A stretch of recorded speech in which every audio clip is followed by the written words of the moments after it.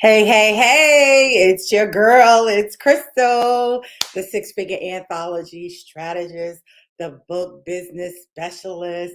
I am here with you tonight. Oh my gosh, for 2023, this is the first interview that I am doing with one of my amazing clients, amazing authors, best selling authors at that. She's a best selling author. Oh my gosh, not just because she became Amazon bestselling author, but because her book has been selling over and over and over and over and over and over again since we launched last Monday. So tonight I get the privilege of interviewing this young lady with all of you. And you're going to hear all about the process. You're going to hear the stories of how this amazing book has been birthed and came about. Beauty in the Breakdown. I am super, super excited for it.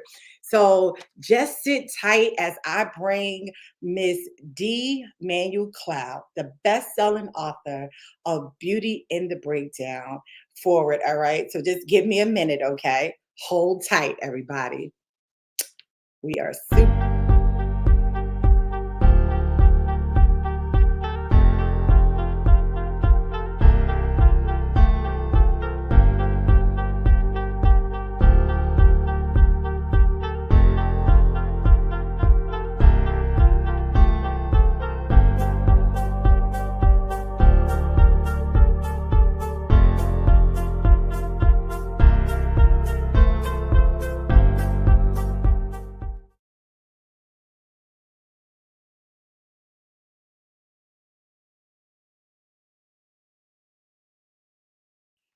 Yay! Here she goes. Here she goes.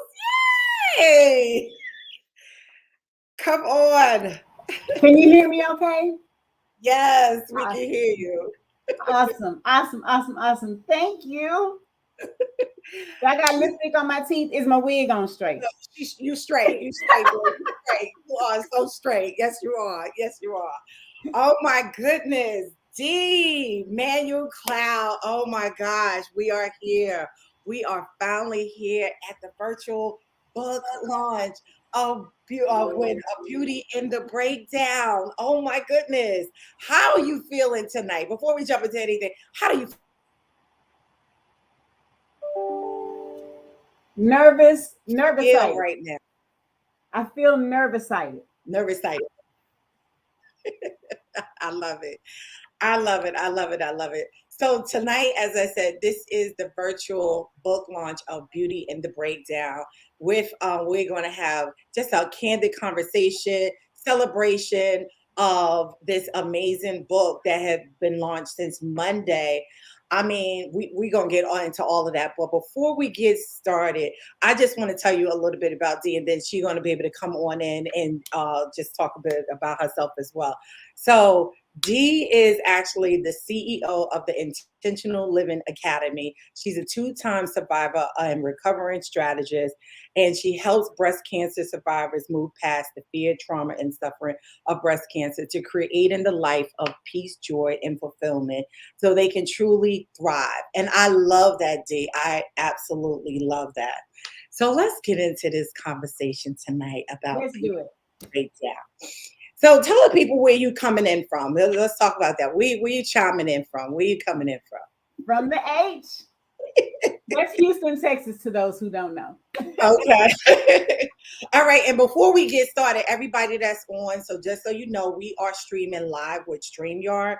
So if you will want to give StreamYard access so we can start seeing the comments and putting up your comments, any questions that you might have for Dee, we'll know exactly who you are. Dee will be able to speak to you directly. So make sure that you give StreamYard access. And before we get started, me and Dee is getting ready to share this out. So just bear with us for a minute while we start sharing this out and tag and invite people to the party. Because let me tell you something, this is a party tonight. All right. I need you to tag and invite and share other people to this party tonight because we are celebrating. I mean, this young lady has done some amazing work for the last few months, and she is here to celebrate her this win. This is a major, major accomplishment. and so many more things to come. So I am super, super proud to even be able to have this opportunity to sit here with you tonight, to be honest with you. So this is the first interview that I am doing for 2023, and I couldn't want to have done it with nobody else but you, for real, because she's been working really, really hard. So let's get into this. What is Beauty in the Breakdown? But before we do that, I'm sorry, tell the people a little bit about yourself. Tell them what you would want them to know tonight. So as introduced, I am Dee Manuel Cloud. I am a breast cancer recovery strategist. And to make the long scenario short, that simply means I help breast cancer survivors make the rest of their life the best of their life. And we do that by living with intention and thriving on purpose. Um, I am also an international speaker and the author of my new book, Beauty in the Breakdown. It's got a tab because I've been reading my own book. And I have some amazing things coming up in the works, guys. So I'm just super excited to be here. The support around this book has been phenomenal. Like, my social media cousins have showed up and showed out in a major way, and I see God's blessings all over this project, and I'm grateful. Oh my gosh, yes. Your cousins have really, really helped out the clients' cousins, if that's what you call them. Yes, yes, yes. Cookie is giving you some big hands, some claps over here. Look at her giving you some claps over here. We got Kamisha giving you some claps as well. Congratulations. So we want to say thank you, all of you, for being here this evening with us. Oh my gosh, let's get into this. I want to know, so let's talk about the book. Let's talk about this here. What actually inspired you to write Beauty in the Breakdown? So I was inspired to write Beauty in the Breakdown because as a two-time breast cancer survivor, when I was in the process of going through treatment and all of those things, I felt like cancer was happening to me, right? Like, why is this happening to me? When I got on the other side of cancer and I looked back over my life and I looked at every what I call disruption, every trial, every tribulation that I had had, I also noticed a pattern of what I call a launch pad, right? Every time I had a breakdown, there was a launch pad for my breakthrough. And so I started thinking, I wonder if other people are recognizing this pattern in their lives. And I think that too often we get so stuck on the breakdown that we don't recognize the beauty in their breakdown, and that is the breakthrough. So that's what inspired Beauty in the Breakdown. Listen, did y'all hear that? Sometimes our breakdowns are actually launching pads. So I love that you change your perspective of the situation. And a lot of times that's a hard for people. So I would imagine in your book, that's what you're going to be doing in here, is helping people change their perspective about these breakdowns that we all encounter in life, right? We all encounter in life. Oh my God. So let's talk about in your book. So let me just say this. If you have any questions for Dee, I want y'all to drop them in the comment, because we're going to be looking in the comments. We're going to be answering any questions you have about her journey, about her, the whole process here. So any questions that you have for Dee, I want you to post them over here in the comments so we can get to them, because that's what we're going to do tonight. This is a conversation. It's a celebration. It's all with the C's. It's community. It's cousins. It's all of that. So listen, we in this thing now, okay? So what were some of your challenging? What is your the challenging? What I'm sorry. Was it challenging to be transparent about your life during this time? No. It wasn't challenging to be transparent because my story is my truth, right? And nobody can harm me with my own truth. And I like the way Steve Harvey said it, like, take people's power away. If I tell my own story, I control the narrative. And so it's kind of like I control the narrative. And when I look back over the circumstances and the breakdowns, the fact of the matter is there were lunch pads for all of it. So I had no problem being transparent because I believe that I'm here to be a blessing for somebody else so that they'll know that there's beauty in their own breakdown. All right. Okay. So we tend to give our power away to people. That's what I'm hearing. We tend to give our power away. Well, you're going to be teaching people how to take their power back. Take the power back. Take it back. That is so important. That is so important. Okay, so I'm just going. Oh, I'm going to back up just a little bit. Okay. So when you came, when you reached out to write your book, what led you? What did you? What not just what led you, but what tell the people about the process. I want to just talk a little bit about the process of you starting the journey becoming an author. I think that's really important to people to know that, becoming an author is, tell them about a little bit about the experience. Y'all, what I will tell you is writing a book is hard.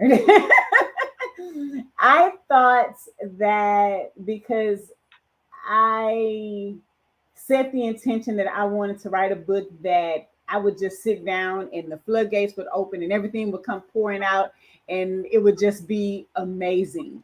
But it was hard. There was writer's block, there was writer's challenges, there was, I share openly and honestly about my own struggles with depression and anxiety.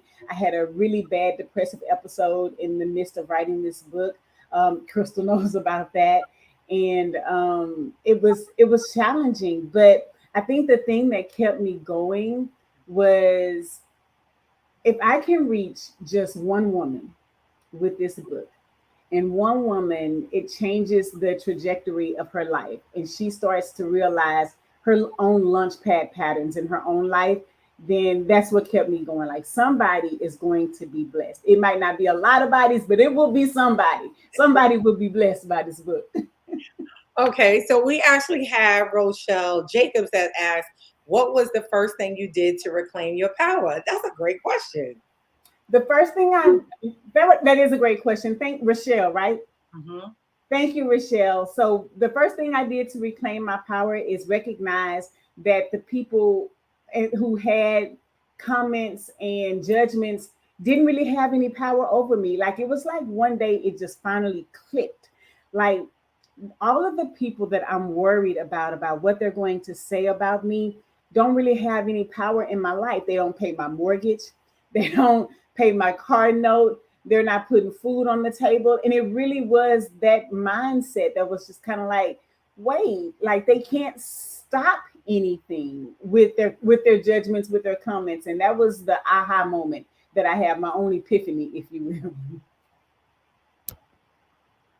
Listen, Dee is in here giving y'all some nuggets tonight. I'm gonna need y'all to take these nuggets because a lot of people right now really struggle with I'm talking about that power, getting that power back. So thank you so much for talking about that. Let's talk about this chapter, one of my chapters in the book that I like. Talk about doing it scared. Talk to us a little bit about that chapter right there, doing it scared. Come on, Dee. I do everything scared, Crystal. I told my best friend one time she had to do a video interview, right? And I am somebody who I was terrified to go live on social media because I was afraid that I would get tongue tied, I'd trip over my words, what I was saying wouldn't land, it wouldn't make sense. And when she was doing this video interview, she said, "Oh my God, that was so nerve wracking. And I can't believe you do this all the time." But what I told her then, which still holds true now, is I'm scared. I'm scared all the time, but I do it in the face of fear. Like even with this book, there were so many fears that I have to overcome, like the fear of feeling inadequate, the fear of failing. Like, what if the book flops, right? Or the fear of being too old to start doing this now at this stage in my life. So there are so many fears that I'm still overcoming. But what I always share, like with my kids, with my friends, with my family, is that that's what makes it brave. Being brave is doing it in the face of fear, not in the absence thereof. Like we can all be brave when ain't nothing to be scared of. And yes, yes, yes. I love that, doing it in the face of fear, because fear is never going to go away. It's the indicator to me anyway that you are moving in the right direction, because why would fear pop up unless you're doing the thing that could possibly impact or influence not just your life, but maybe someone else's life. So what you are doing right now this evening, just this moment in your life, you are helping other women, like you said, your friends, and now you have all of these people here listening. They talking about hashtag do it scared over here. They talking about they love it. Kamisha says she love it. Oh my goodness, you are getting some great responses here. So yes, yes.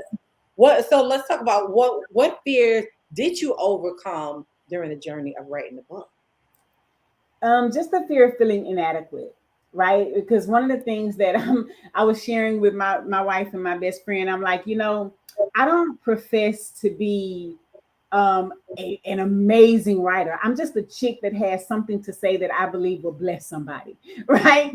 So it was the fear of feeling inadequate. Like, will the book be well received? Will it help somebody? Will it bless somebody? That was, I think, my biggest challenge. Okay, okay.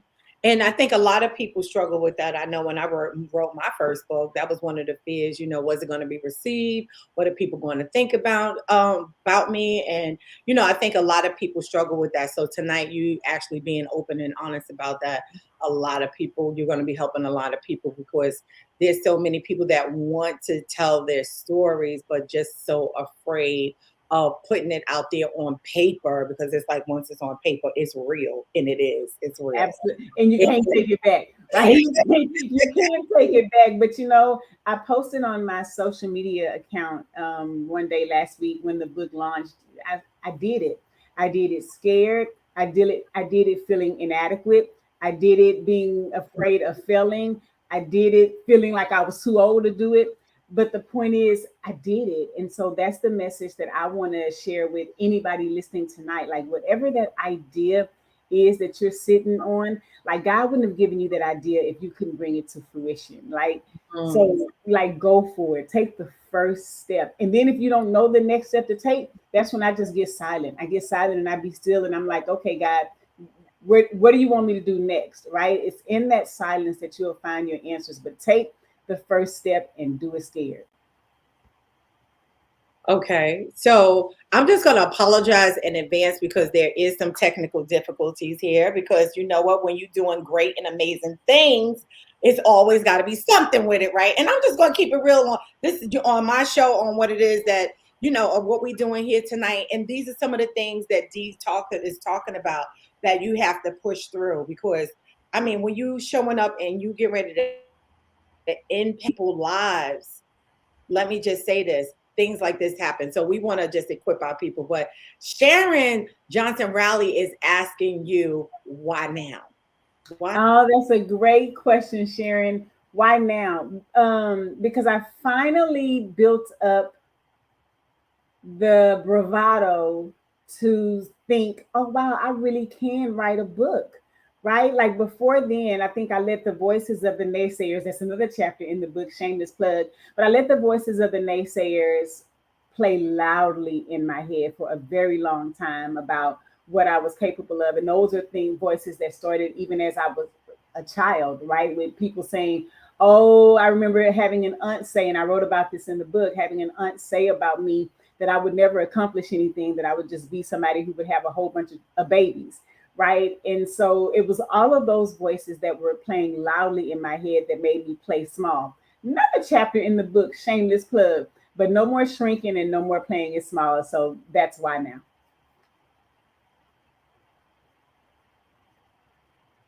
I lost.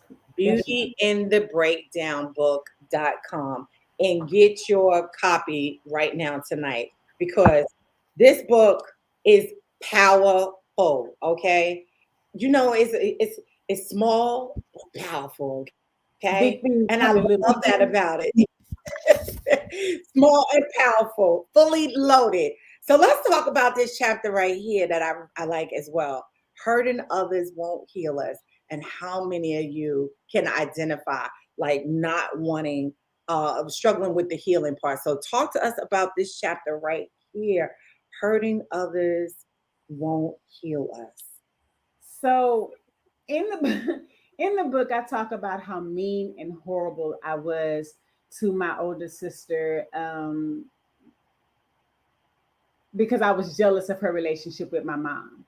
right? And I did some really mean and awful things to her, but none of those things ever made me feel better. None of those things ever made me feel more loved or more seen or more recognized by my mom, right? It was just hurting my sister and leaving me still in shambles because I wasn't dealing with my emotions. I wasn't dealing with my feelings.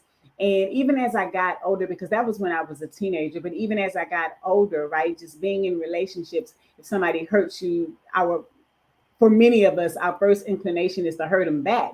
But I started to learn and recognize that the energy you give is the energy you receive. So matching energy is attracting energy. So if I'm out to get you, and many of us have I got to get them before they get me mentality, or I have to get them back mentality. But all we're doing is inviting more negativity into our lives. And it took me a minute to recognize that pattern as well. Oh, that's good. How many of us we really wanting to get back at people? We really do, right? Oh my goodness. So I have over here, okay, let's see what Miss Karen Green is saying. How did you decide which content would make the book? Oh, Karen, that is such Mm. a great question because sis, let me tell you, chemo brain is real. Right? And there were so many details that I wish that I could recall that I just could not recall.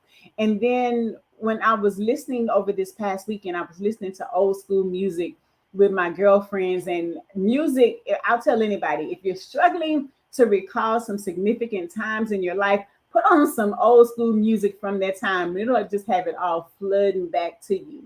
But it was challenging to decide what goes in the book only because it was challenging to remember the details of certain events, if that makes sense. I remember like during the writing process that you would be having those moments like, Crystal, I'm trying to put things together, but we would be seeing the gaps there and have to give you a little bit more grace and time because of that. And really, can I just say this, y'all? I had never worked with anyone that had experienced breast cancer before and really didn't understand some of the effects. So even while I was working with Dee, she's been educating me, and to the point where your girl started getting up, walking and exercising and really paying attention to my what I'm eating and things like that. And she's really educating us in this book. I mean, it is this can apply. This book really will help not just those of you that maybe have experience, like we said, sir, but life want to take care of your body. D is really big on health wise, and I think that you discovered that even during your encounters because you like you said you are a two-time breast cancer survivor. So you really kind of looked at your health and really started taking care of yourself. So let's talk about that a little bit. What are some of the things that you do now today differently than what you did maybe before this happened to you? That's a great question. So, one of the things I got really intentional about is moving my body because after the first time, I share often that after my first breast cancer diagnosis, I didn't make any changes to my life. I looked at it as a speed bump, told the doctors, do what y'all need to do because I got other things I need to be focused on, right? When the reality is I was really just sticking my head in the sand and not dealing with the stuff in my life. And as far as moving my body, that only happened whenever I was getting ready for a vacation or getting ready for a birthday celebration and you want to look good in your dress, right? But when it came back, I started getting serious about okay, wait. So if I took this extra, because I took an extra precaution, a drug called Herceptin, which was at the time promoted to keep cancer from coming back. Well, then my cancer came back, and so it became really important to me then to help myself, help the doctors, help me, right? And so when I started studying and researching, most everything that I read talked about how important it is to move your body as a breast cancer survivor and how you can exponentially decrease the chances of breast cancer, A, occurring in the first place, or B, recurring if you are moving your body. I got real intentional about including more cancer fighting foods into my diet. And I believe not necessarily in just restricting everything that I love, because I tell people all the time, I believe that the quality of life is just as important as the quantity of life. I don't want to live to be 120 years old if I'm miserable because I'm restricting myself in all of these different ways. But I think that you can have harmony in your life. You can have things that you love, and you can have the things that you need, and you can balance those things in a way that gives you a better quality of living. And a lot of us, a lot of us right now, we either work from home or we're in the office, but we're sitting a lot, right? We sit a good portion of our day, like 8, maybe 10 hours a day. And I'm telling you, when I was, we me and Dee been working together for some time now, and she tells me how early she gets up and starts her day. That's crazy anyway. So that's a whole nother subject about how early she gets up. But she's like, I'm hitting the gym. I'm hitting the gym and I'm moving. And especially if you need to, because you're sitting a lot in front of the computer. So you all listen to what she's saying, do these things to help you. Do you don't wait until anything happens. We really need to incorporate that into our lives. And I love that Mhm. Cookie is asking you a question. She says, what advice would you give to family and friends and breast cancer survivors? That's what Cookie is asking you right now. The So what advice that I would advice give would to friends yep. and family of what advice would you give to family and friends of breast cancer survivors? Um, to not be surprised if they have a if they seem different, because I don't think that anybody goes through something like breast cancer or any possibly terminal illness and they come out the same. So what looks like crazy to you may look just like them aligning, finally aligning their lives with their happiness and their purpose, when in the past, at least I know for me, one of the things that I didn't talk about when I was talking about moving your body and eating right is I didn't talk about all of the suppressed feelings and emotions that I was walking around with, because I wasn't living true to myself. And instead, I was trying to please everybody else. And one of the things that I tell people all the time is that I believe cancer to just be a symptom of a larger problem, right? It's like if you catch a cold, you have a cold, but the runny nose is just a symptom. So, what is cancer a symptom of? What in your life is not aligned for you? But as far as what advice I would give breast cancer survivor, the friends and family of breast cancer survivors, is when they start moving differently, don't be alarmed. They just have a new leash on life and they're ready to, usually, to go after everything that they were afraid to go after before.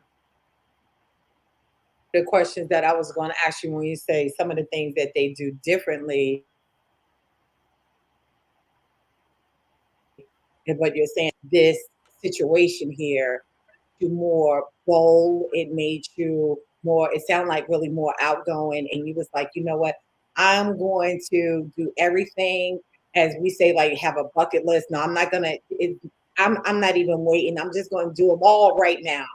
Just everything. And I'm gonna make sure that I do what it is that's gonna make me happy. Well, we have Sharon over here. Thank you so much for your questions. Keep bringing in your questions for Dee. She says, how long was the process from start to finish? And I would imagine she's talking about the book. So the process of the book from start to finish, I would say, Sharon, was probably a good 10 months, maybe, Crystal. Because and the reason why is that I had a time where I literally had to stop working because I just wasn't functioning. And this part is difficult to talk about because, again, it's the vulnerability piece, right? And you don't want people to think that you're broken because you manage depression or because you manage anxiety. Um, However, there was a point where I literally just had to stop working because I was not functioning because I was so depressed. So, Mhm. Yeah, and normally it would take like for the full process that Dee has come through working with me, because not only do I help you just write your book, but I help you publish the book, market the book, launch the book. The whole process is about 6 months. It could be like 6 to 7 months or so. she is the But but one of the things is that, when she came to me, I knew that there was this situation. I didn't know it up front, but, as we started to get into it, we can see, and that's where it gave me more clarity and understanding and grace and patience to, like, okay, hold on. I don't even want you to write anymore. I need you to take a break. I need you to stop and pause. I want y'all all to know that tonight, that as trying to write. Sometimes we are going back. Let's talk about that, D, because going back to those moments can be a little bit challenging for you. So you might have to take a break. This is where coach comes into play, and that's what D had me there. So sometimes you do need those moments, and I'm going to just encourage you all to not try to write the book by yourself, especially if you're going back to moments where it was a little bit of trauma and maybe a whole lot of trauma. You will need some support there. And Absolutely. um, I like what definitely, Sharon Riley said. She said, I'm hearing that you took the steps to not only change your outer, but your inner to match being a whole person. Yes. yes, Yes, because it's not it is living with intention, which is what thriving on purpose is, which is my signature phrase. Let's thrive on purpose. And it's living with intention, and it's looking at yourself and looking at where can I be responsible in my life for the outcomes that I want to achieve. And that's not just in physical things, it's how do I want to show up in the world? Who do I want to be known as? Right. And so it's taking the time to do all of that inner work so that you can own who you are. And for a lot of people, it'll look like no longer playing victim, right? And I want to explain what I mean when I say that. It means, so one of the things that I talk about in the book is my relationship with my son's father. And for a very long time, I was angry with him because I felt like he had put me through so much. But then I had to own it, right? And that's what I mean by um, doing the inner work. I had to own that he only did what I allowed him to. Every time he cheated and I went back, he was only doing what I allowed him to. So I had to stop playing victim and say, okay, this is only going to continue if I allow it to continue. And that's the kind of inner work that's hard. And that was just in that relationship. But that's the same thing in your probably your familiar relationships, your friendships. Like, where are you responsible for the breakdowns that happen in your life? that was a great question. Great, great question. Thank you so much, Sharon, for asking that question. But Karen is asking the triggers. She said, how did you handle those triggers?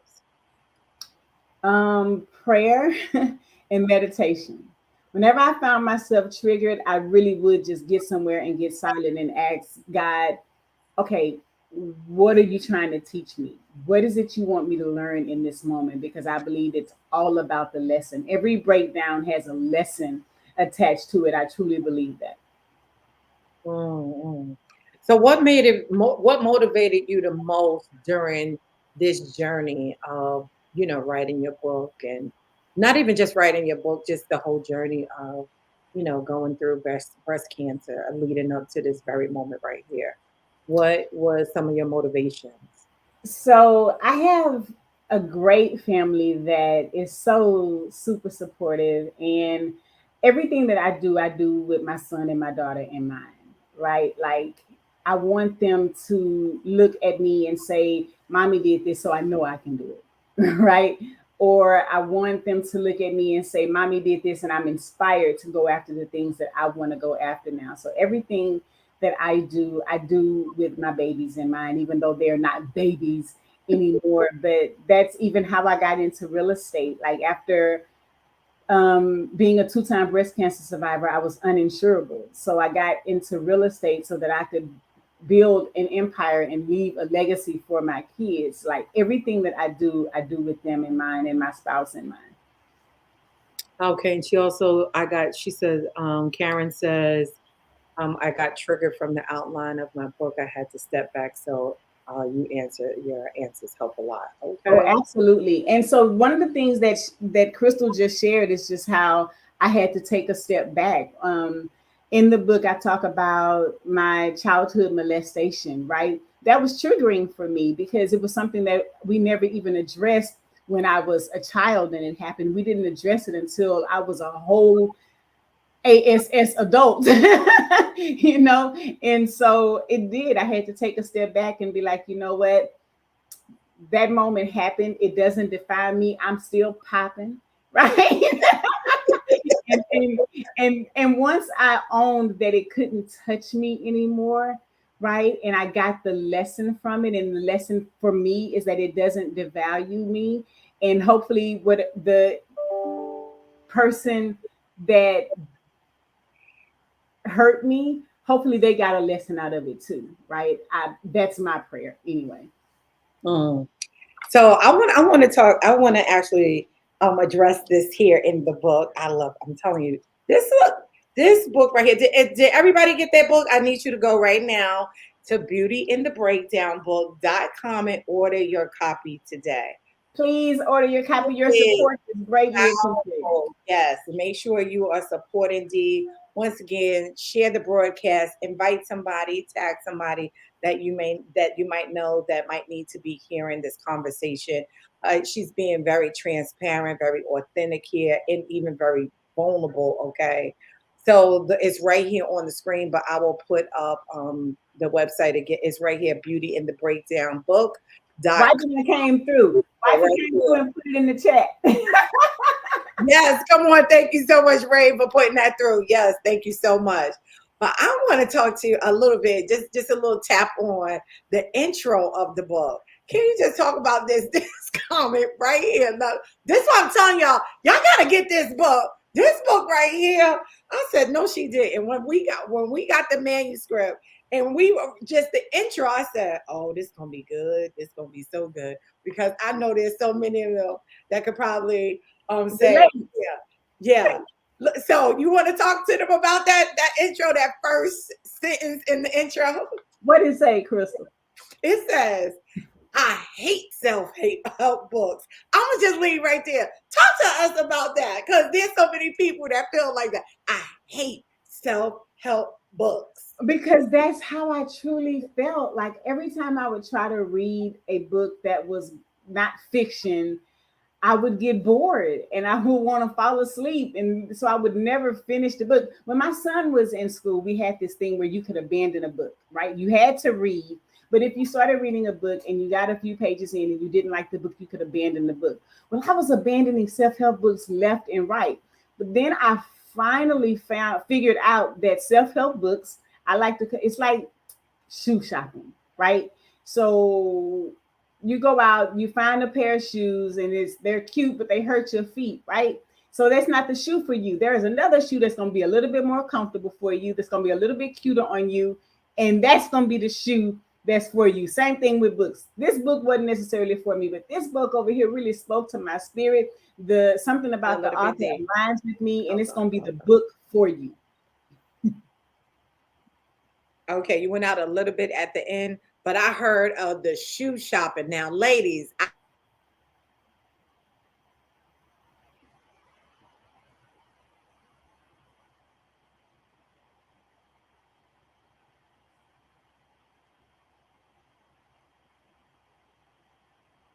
Crystal, you muted yourself.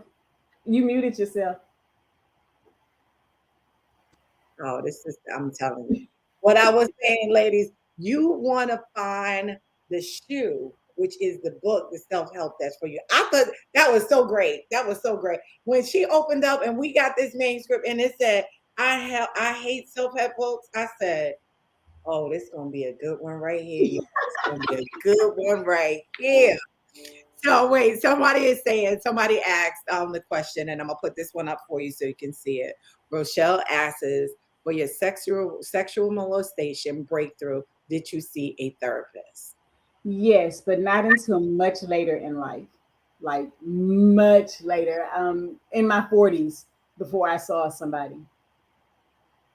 And even then I didn't go in because I had that problem. That problem just came out in the midst of all the other problems. It really is like you go in, another symptom, right? So you go in for this one illness and they start saying, well, this is happening because of the side effect of this, right? So it was much later in life when I finally got the help that I needed to heal from the child molestation. But nonetheless, it was still triggering to write about. You are, I'm telling you, you're gonna this when I tell you, I'm not saying it just because she's D and she's my one of my favorite clients. No, I'm not saying that. Just spending time with her, helping her write this book, and really knowing what each chapter and what each word they're going to really, this book is really, really going to help you all. But Sharon says, has this book, and let me put it up on the screen, has this book and you telling your story help you to feel free, or do those moments still show up? I can tell you, Sharon, that I have never felt so free in my life. I've Mm. never felt so liberated in my life. I believe that the book was absolutely healing.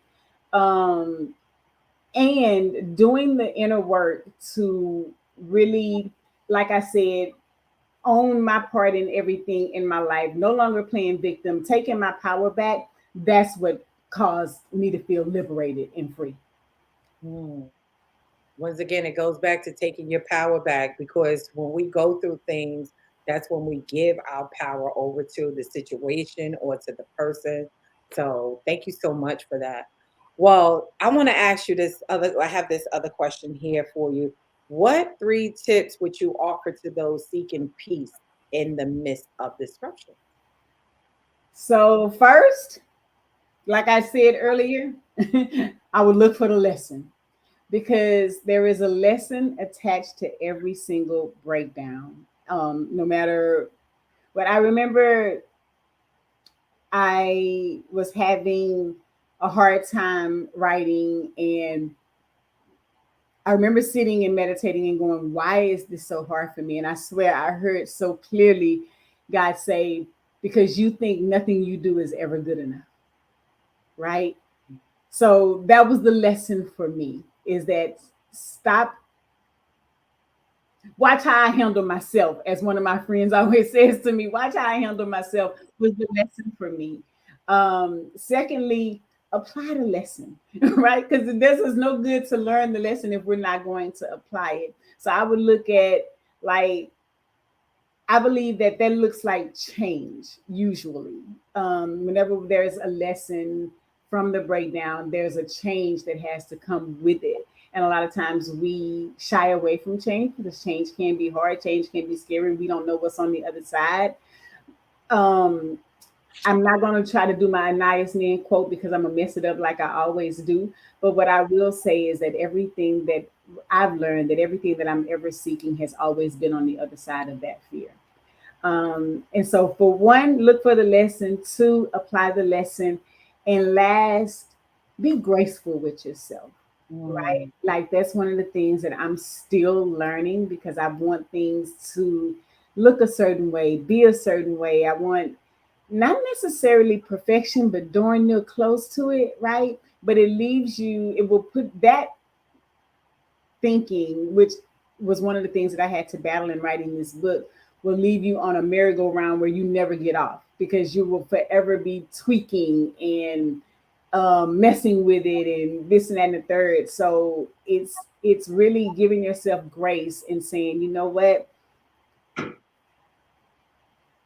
I'm good enough. My work is good enough, and I have to just give myself time and trust the process. And I think that was the hardest lesson for me in all of this was learning to trust the process. And Krista can tell y'all all about that. I had questions. She did. I had questions. She did. She always came with her questions, for real. She really did. She always came with her questions. And I appreciated those questions, but it also let me know that this is where, as coaches, we have to be patient, with our clients. There's a trust issue there. I saw a trust, like, okay. And it's good that you have those questions, but D has a lot of questions, and that's Oh, good. they found my quotes. A lot of questions. So So, Rain found my quotes. The quote says, And the day came when the risk to remain tight in a bud was more painful than the risk it took to bloom. I Mm, love it. mm, So that's what I mean by being graceful with yourself, applying the lesson, moving past the pain and into the next season of your life is sometimes really scary, but it's usually a gateway into something greater. That's at least that's always been my experience. That if I move forward past the pain, it's usually a gateway into something much bigger, better, and bolder. mhm.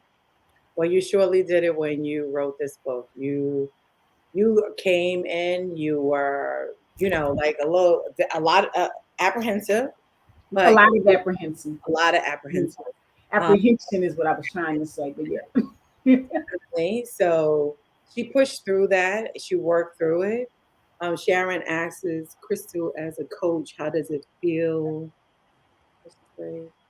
How does it feel to hear that with your help, someone is free by telling their story? Oh, that's a great question. Nobody's ever really asked me that. But that is a great question. I feel really good because I see the transformation. I see the transformation from when she first came. So I always love to see the transformation. And when I can see the transformation of freedom, release, boldness, it feels good. And Dee is definitely exemplifying that right here tonight. She says, so Rochelle, it says, is there another book on the horizon for you? Wow. Oh, that's a great question, Rochelle. So I am toying with the idea of an anthology for breast cancer survivors. So Crystal and I have been talking about that. So that may be in the works. Stay tuned. Yes, yes, yes. I have another question here too. Um, what else are you working on? What other projects are you working on? Somebody's asking what other projects are you working on? So I'm in Houston. The H time it's going down. But I'm in Houston, so we are looking to do a live book signing here in March. Save the date. Right now, we're looking at March 26th. I have a master class coming up March 14th. The Bounce Back: How to Make the Rest of Your Life the Best of Your Life is going to be the title of the master class, and then I shared that I'm possibly looking to do an anthology with breast cancer survivors. I've been contacted by a few organizations about speaking gigs here around Houston, but nothing has been solidified. So book your girl. Yes, and when you go there, you will see what is on your website, Dee, is there for you to.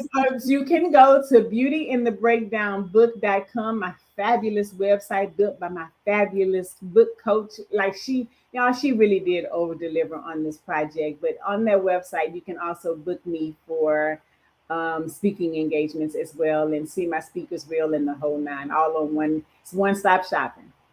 Yes, yes, yes. She has some amazing talking topics. I love the talking topics. So make sure you reach out to Dee. To let the people know where they can reach you at because we're getting ready to bring it to a close. I can't believe it was already an hour. Like, oh my gosh, it felt like only 15 minutes we were here. Time flies when you're having fun. That's what Janet said. So So how you they can stay connected to you. stay connected to me. You can stay connected to me first and foremost to get up close and personal. Go to beautyinthebreakdownbook.com. Opt in, you get a free gift. There's the power of vulnerability. There's the power of words, and there's some affirmations there that you can use to speak life over yourself. And if you opt in there, you'll be added to my mail list. You can unsubscribe at any time, but that'll keep you up close and personal so you'll always know what I have going on. If you are not a member of my private Facebook group, Thriving on Purpose, be sure to hop on over there and join. We do Wind Down Wednesday every Wednesday at 5:30 p.m. Central Standard Time, where we set goals and live with intention and hold space for each other to achieve those goals. And then also, you can follow me on all the social media platforms. I'm on Instagram and Facebook as I am D Manuel Cloud. and also on TikTok as I am D Manuel Cloud, and LinkedIn I'm just D Manuel Cloud.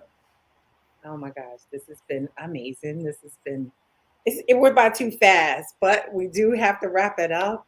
Thank you so much, everybody, for being here with your girl Crystal on this amazing night of this celebration. I am super proud of you, D. You know it.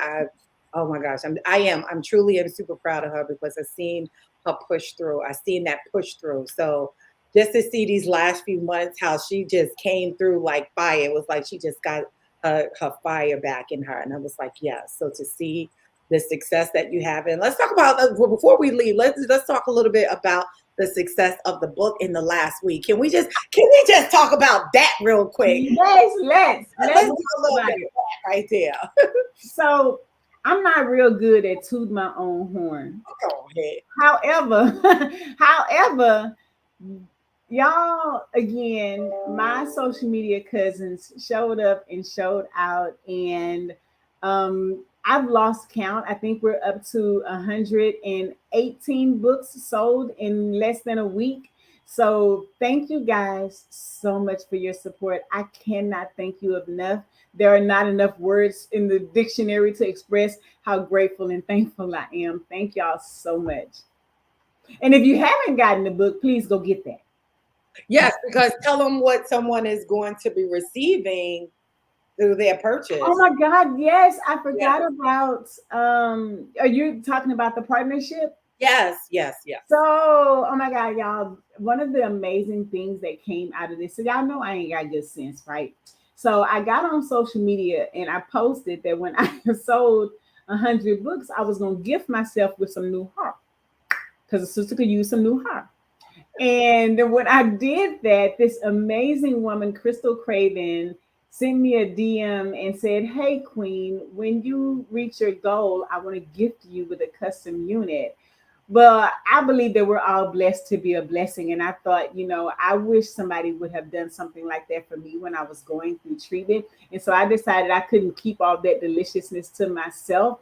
And as a result, we are gifting a woman who is currently going through treatment with a custom unit, a makeover, and a free photo session with Seven Made Productions.